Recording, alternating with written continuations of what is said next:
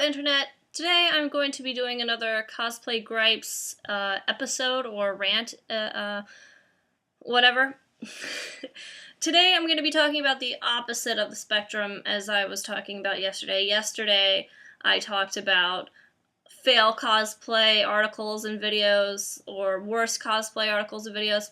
Today I'll be talking about best or sexiest cosplayer articles and or videos. So what I want to point out is that a lot of people see these articles by people sharing them, whether that person was in the article and they thought it was cool that they were featured in it as a compliment. And I mean, yeah, it can be taken as a compliment. And it's not necessarily a bad thing for somebody to think that you're sexy or good looking. However, you have to also think about people's feelings when you make things like these.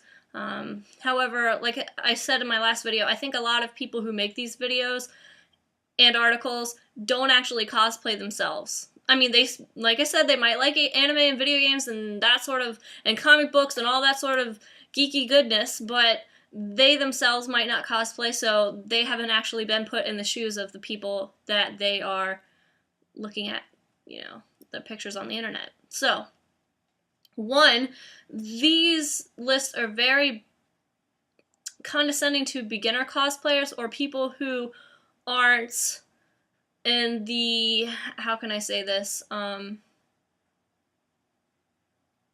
aren't beautiful in the traditional way, because people look at these things and they pick out things, like I said, beauty is subjective, right? So people who make these lists pick out things that they find beautiful while somebody else might not think that they're beautiful, or they might have a different idea of what is beautiful to them.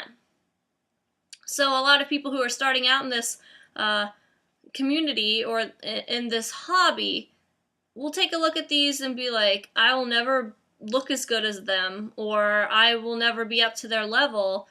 And a lot of times, you can have somebody who makes costumes that, aren't the highest of quality, but have gorgeous photos, beautiful makeup, good wig, and stuff like that, and they make it on these lists and things like that. There's nothing wrong. There's nothing wrong with how you cosplay, but when somebody who isn't up to that level, who might have good costumes but not have great photography, or they might have great photography and not that good of craftsmanship on their costume, or they might not have any. They might be a beginner with photos that aren't as high quality as some of these photos that are found on these videos and articles.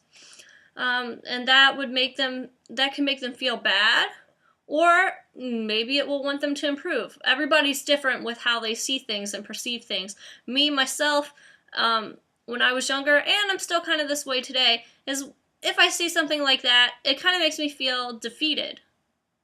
And I think that other people, especially younger people who are more easily influenced and insecure about themselves, would see this, see those articles, watch those videos, and they would find themselves feeling bad about themselves or that they're not good enough. Also, I think a lot of times they pick these people just surely on looks alone. And like I said, beauty is subjective. So instead of looking at how well the costume is made, or how well they're portraying the character, or if the scenery matches the series, if they've watched it and know that sort of information, a lot of times I just think that they pick, ooh, this person's wearing a costume that shows a lot of skin, we're going to put this on the list, or are they well known in the community? There are plenty of awesome cosplayers out there that fly underneath the radar. Some of them might be shy. Some of them might not promote themselves as much as others do. And there's nothing wrong with that. There's no wrong way to cosplay, I think, anyway. Also, these lists kind of make it out to be like some sort of competition when there really isn't any. A lot of cosplayers post their photos on the internet. I think I'm not speaking for all cosplayers here, but I think most cosplayers post their photos on the internet to share with other cosplayers, and in hopes to strike up a conversation with fans of that series or that character. and make new friends, you know, that sort of thing. Just share each other's work, compliment each other, get feedback on it. And these lists and videos, these articles and stuff, they make it out to be like some sort of competition. Like, I uploaded my picture on the internet because I think I'm the best, this and that, and so. When that couldn't be further removed from the truth. You know, it's like trying to rank people on some sort of superficial list that really doesn't exist. It's like when people say, oh, that girl's like a 10. Truly, does a 10 exist? Maybe to some people 10s do exist. But the thing is like, everybody looks so much different from everybody else, and that's the beauty of being a human being and being an individual, is that you don't look the same as everybody else. So, I'll tell you about a rather funny occurrence that I had. So, I've been on lists like these, and while it feels good to find somebody that thinks you're attractive, it also is very awkward.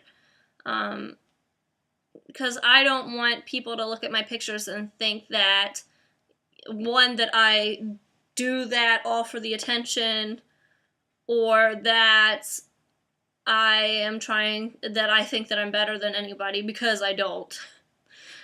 So, my mother, who is supportive of my hobby, same with my father, but my mother is more interested in it than my dad.